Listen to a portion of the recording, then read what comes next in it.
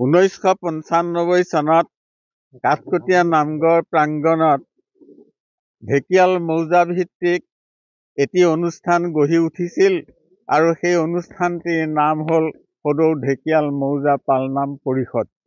আৰু সেই পৰিষদৰ তত্ত্বাৱধানত ঢেকিয়াল মৌজাটোৰ বিভিন্ন নামঘৰত প্ৰত্যেক বছৰে এই পালনাম ভাগ উদযাপন কৰি অহা হৈছে। আৰু এইবাৰ আমাৰ 30তম পালনাম ভাগ ঢেকিয়াল মৌজাৰ অন্তৰ্গত আধলিচুক নামঘৰৰ অংশীদাৰসকলৰ নিমন্ত্ৰণ ক্ৰমে অনুষ্ঠান উদযাপিত কৰা হৈছে। সৃষ্টিৰ আঁৰত লুকাই থকা ব্যক্তিসকলৰ 1995 চনতে তেখেতসকলে ভাবিছিল যে সমাজত যিটো আধ্যাত্মিক অৱনতি ঘটিছে যুৱক যুৱতীসকলৰ মাজত বা সমাজৰ আন লোকসকলৰ মাজত, সেই আধ্যাত্মিক চেতনাক পুনৰ জাগ্ৰত কৰি এখন সুন্দৰ সমাজ গঢ়াৰ উদ্দেশ্যে তেখেতসকলে অহোপুৰুষাৰ্থ কৰি এই পালনাম ভাগ সৃষ্টি কৰিলে।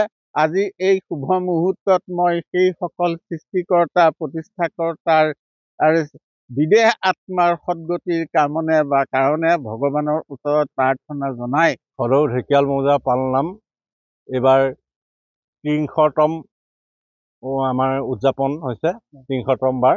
আৰু ঢেকিয়াল আধলিচুক নামঘৰত এই অনুষ্ঠান ভাগ আমাৰ আয়োজন কৰা হৈছে। আৰু এই কাৰ্যসূচী ভাগ আচলতে 3দিনীয়াকৈ আমি প্ৰতি বছৰে আয়োজন কৰি আহিছোঁ।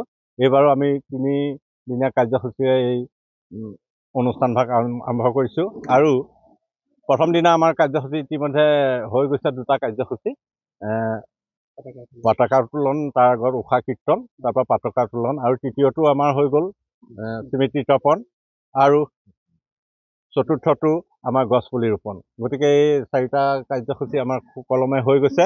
আৰু ইয়াৰ পাছত আছে আমাৰ নাম প্ৰসংগ, আৰু তাৰ পাছত আমাৰ যিখন সাধাৰণ সভা আৰম্ভ হ'ব।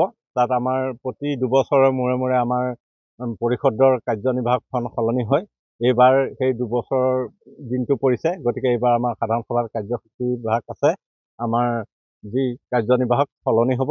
আৰু আমাৰ ঢেকিয়াল অঞ্চলৰ প্ৰতিটো নামঘৰ আমি সুন্দৰ আৰু জাগ্ৰত কৰিবৰ বাবে এই পালনামে যথেষ্ট অৰিহণা যোগাইছে। যিহেতু আমাৰ প্ৰতিখন গাঁৱৰ মানুহ আমাৰ ইয়াত উপস্থিত হৈছে বা আমাৰ পালনামৰ লগত জড়িত হৈ আছে, আৰু ইয়াত আধ্যাত্মিক চৰ্চা হ'ব। আৰু মহাপালনাম যেতিয়া আৰম্ভ হ'ব, তাত বহুত দূৰ দূৰণিৰ পৰা আমাৰ মৌজাৰ বাহিৰৰ পৰাও আৰু প্ৰায় জিলাৰ সকলো ঠাইৰে ভকত প্ৰাণ বৈষ্ণৱসকল আমাৰ ইয়াত আহিব আৰু তেখেতসকলৰ ধৰ্ম চৰ্চা কৰিব। আৰু তৃতীয় শেষৰ দিনা আমাৰ যি ধৰ্ম আলোচনী সভা, তাত আমাৰ বিশেষত ধৰ্ম আলোচনী সভাৰ আমি এজন বিশেষ ব্যক্তিক আমি বক্তা হিচাপে নিৰ্বাচন কৰোঁ আৰু তেওঁক আমন্ত্ৰণ কৰোঁ। তেওঁ আমাক এই পালনাম আৰু আধ্যাত্মিক চেতনা সমাজত কিদৰে বিয়পাইছে এই বিষয়েৰে আমাৰ এই বিষয়বস্তুটো লোৱা হৈছে। এই বিষয়ত তেওঁলোকে আমাৰ এই সভাত আলোচনা কৰিব আৰু সুন্দৰ বক্তৃতা দিব বুলি আমি অনুৰোধ কৰিছোঁ। আৰু ইয়াৰ পৰা আমাৰ এই ঢেকিয়াল কুৰি তথা ঢেকিয়াল মৌজাৰ সমূহ নামঘৰ সকলৰ যথেষ্ট উপকৃত হ'ব বুলি আমি আশা কৰিছোঁ। 300তম পালনাম ভাগ আমাৰ ঢেকিয়াল আধলিচুকত আয়োজন কৰিবলৈ ল'লোঁ। ইয়াত আমি অহোপুৰুষাৰ্থ চেষ্টা কৰি আছোঁ। আমি সুন্দৰকৈ আমি ভকতসকলক অধ্যয়ন কৰিব পাৰোঁ। আৰু আমাৰ 3টা কাৰ্যসূচীত যি 3 দিনৰ কাৰ্যসূচী আছে, আমি সফল ৰূপায়ণ কৰিবৰ বাবে আমি চেষ্টা চলাই আছোঁ।